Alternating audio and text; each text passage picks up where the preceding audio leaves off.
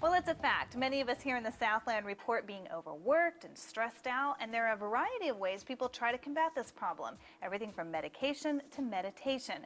But many don't think of interior design. Elena Rigo is a Feng Shui consultant, interior designer, and life coach based in LA and joins us now. Thank you so much for coming on our show. Thanks for having me. And this is an interesting topic. I think that the word gets thrown around a lot, but what exactly does Feng Shui mean?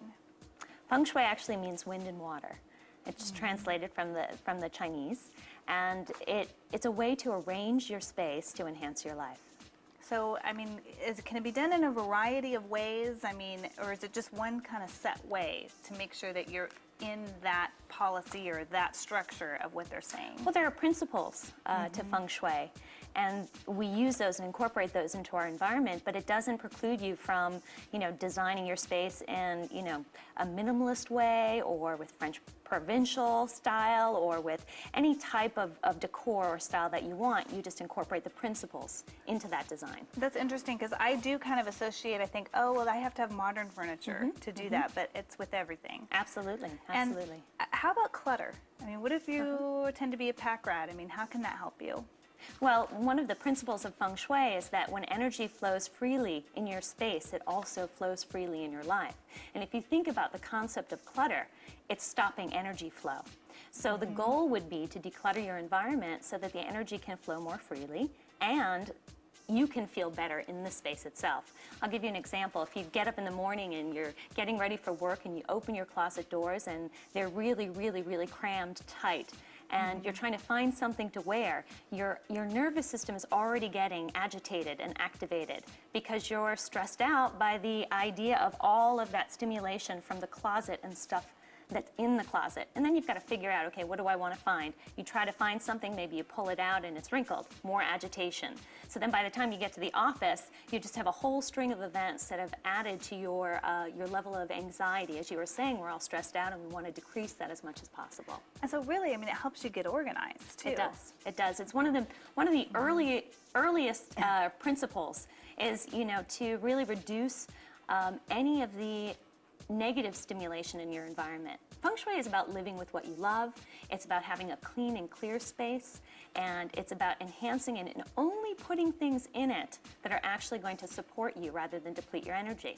And this is interesting. I mean, also a life coach. I mean, you have a lot of things on the table, but I guess they all kind of come together. They do. For me, especially, I think that they're very integrated.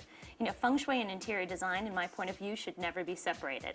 We can look at Architectural Digest and some of the beautiful architectural structures in the world and some great designs, but we have to make sure they're livable. Feng Shui is about how we as a human being react physiologically in our environment. So if we've got a great looking dining room set with some really cool chairs, and maybe it's super modern like you like, it might not be that comfortable to sit in when you're sitting down to dinner. So we need to make sure the environment is comfortable, welcoming, cozy, and it supports the relaxation of our nervous system. And I imagine this goes into the office. It's not just your home. Absolutely. And when we take it into the office, because in office spaces, it's interesting, the environment there is not usually very Feng Shui friendly.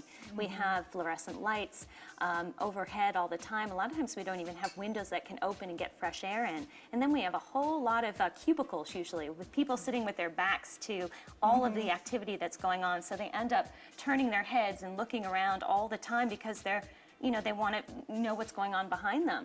And then, of course, there's, papers and books and articles and magazines, and our desks get cluttered, and how can anyone focus in that environment? I know, and we just all need a big corner office with lots of windows. Wouldn't that be great? I know. Well, you have a CD, and this is something that, so anybody that doesn't know the basics and wants to learn, they can look at this. You also have a website. They can go to your website, and of course go to our website, southerncalifornialife.com, and click on a link to yours. And thank you so much for coming on our show. It's an interesting topic that I think we all need to learn more about. Great. Well, thanks for having me. Thanks. And coming up, we show you why the Harlem Globetrotters are still the best show in town. And in entertainment, a celebrity couple is expecting their 4th child in 5 years.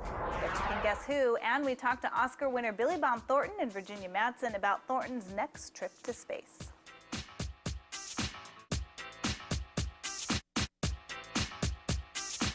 Thank you, Mr. Hernandez. I'll be right back. I just have to verify one more thing.